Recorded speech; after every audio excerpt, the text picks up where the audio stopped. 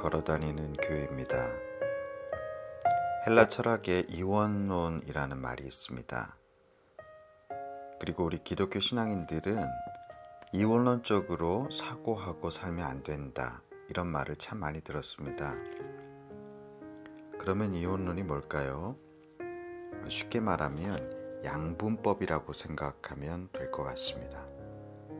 예를 들어서 어떤 것을 볼 때 이것은 좋은 거다 혹은 나쁜 거다 이렇게 말하는 것이죠. 중간은 없습니다.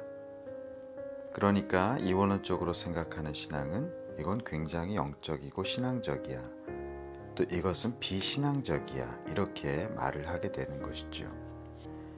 그런데 이 이원론적인 생각의 진짜 큰 문제는 뭐냐면, 신앙을 하면서도 신앙과 삶을 이분법적으로 이분화해서 생각한다는 것입니다. 그래서 신앙은 신앙대로 말하고 또 살아가는 삶은 삶대로 생각하는 것입니다. 그래서 신앙과 삶이 연결이 잘 안 되죠.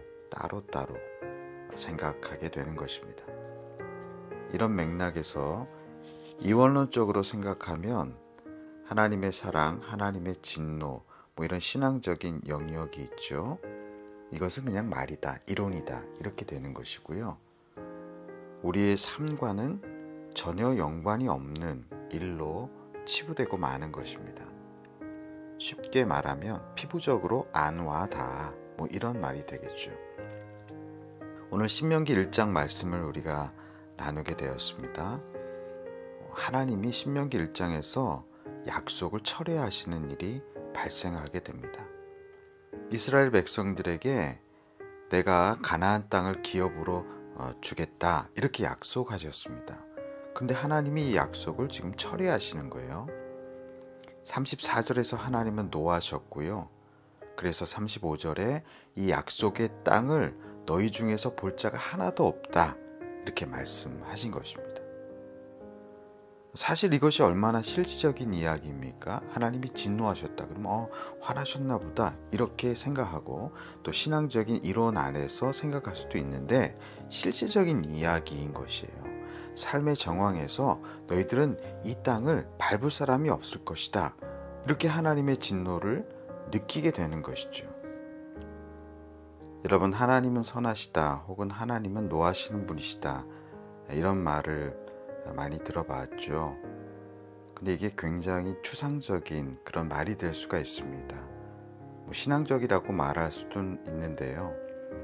그렇게 신학적으로 신앙의 이론에서만 하나님은 선하시다, 노하신다, 이런 말을 하게 될 때 사실 이것은 신앙이 되기가 어려운 것입니다.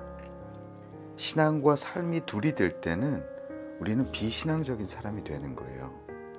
결국 신앙인은 무엇이냐? 신앙과 삶, 믿음과 삶이 하나의 영역의 사람이 될 때 우리는 믿음의 신앙의 사람이 되는 것이죠. 둘째는요, 이런 하나님의 진노, 하나님이 진노하실 때에도 하나님은 꼭 믿음의 사람들을 남겨두신다는 것입니다. 하나님을 진노하실 때 우리에게 기회를 꼭 주신다는 그런 말이기도 하죠. 하나님이 화를 내시고 진노하시면서 너희 다 망해서 죽어라, 이렇게 조치를 취하신 적이 없습니다. 믿음의 불씨를 남겨놓으시던 아니면 소수의 사람을 남겨두시던 하나님은 꼭 그렇게 하시는 것이죠. 씨를 말려서 진노하시는 것이 아니라 다음번에 너희가 살아나라, 그렇게 조치를 취하시면서 진노를 하시는 분이 바로 하나님이시라는 것입니다. 36절에 너희가 배반하여 그 약속의 땅을 밟을 사람이 없을 것이다, 이렇게 말씀하셨지만 38절에 보면요, 눈의 아들 여호수아가 그 땅을 차지할 것이다. 또 39절에는요, 너희 자녀들은 거기 들어갈 거야, 그 땅을 기업으로 받을 것이야, 또 이렇게 말씀하신 것입니다. 그러니까 너희 중에는 아무도 그 땅을 기업으로 받을 수 없어, 이렇게 진노하셨지만 여호수아는 또 그들의 자녀들은 그 땅을 기업으로 받을 것이야, 이렇게 여지를 남겨두시는 분이 하나님이시라는 것이죠. 우리의 연약한 부모, 죄를 가진 부모도 하나님 아버지의 마음과 그래도 좀 흡사하여서 자식을 때리면서도 너 목적이 죽는 거야, 너 죽으라고 때리는 그런 부모가 없지 않아요? 일반적인 부모들은 자식을 살리려고, 잘 되게 하려고 벌을, 진노를 내리지 않습니까? 그것과 마찬가지인 것이에요. 우리는 그래서 하나님이 벌하실 때 돌이켜야 됩니다.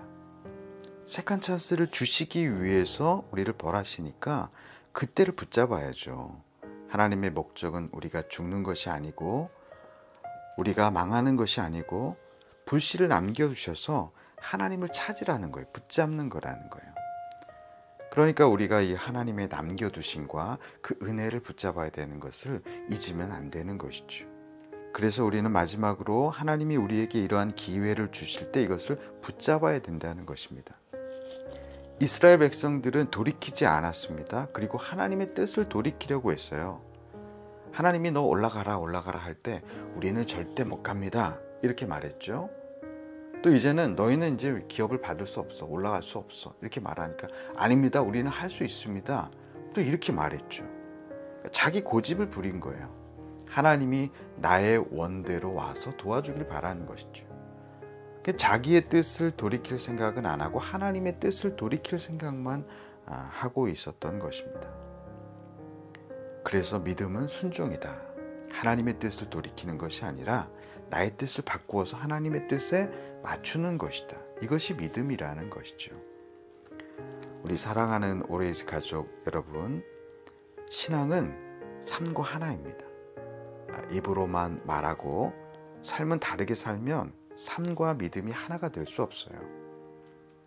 하나님은 항상 한 번에 우리를 끝내시는 분이 아닙니다. 항상 2번, 3번, 4번의 기회를 주시는 거예요. 왜요? 그때 돌이키라고. 하나님의 뜻을 돌이키는 것이 아니라 우리의 뜻을, 나의 뜻을 돌이키라고 하나님이 기회를 주시는 것입니다. 그래서 나의 뜻대로 하나님이 도와주세요, 이런 차원의 기도를 한 차원 높여서 이제는 하나님의 뜻대로 나의 뜻을 꺾고 하나님의 뜻에 내가 순종하겠습니다, 이렇게 나아가야 되는 것이죠. 이것이 순종의 사람, 이것이 믿음의 사람인 것입니다. 우리는 이 믿음을 보일 수 있는, 순종할 수 있는 기회를 주실 때 붙잡아야 되는 거예요. 그런 믿음의 사람이 되는 것입니다. 우리 모든 오레이즈 가족들이 이제 신앙이 이론이 아닌 삶의 영역에서 붙잡혀서 순종하여서 믿음의 반열에 다 올라서는 우리 오레이즈 가족들 되시기를 주님의 이름으로 축복합니다. 하나님, 이제는 우리가 신앙적인 이론에서만 순종하는 것이 아니라 삶의 영역에서 순종할 수 있도록 우리에게 은혜 내려 주시옵소서. 이번 주시는 하나님의 기회가 마지막이라고 생각하고 돌이킬 수 없는 이 기회를 붙잡는, 하나님을 돌이키는 것이 아니라 나를 돌이키는 우리 모든 은혜의 사람들에게 역사하여 주실 줄 믿사오며 살아계신 예수 그리스도의 이름으로 기도드립니다. 아멘.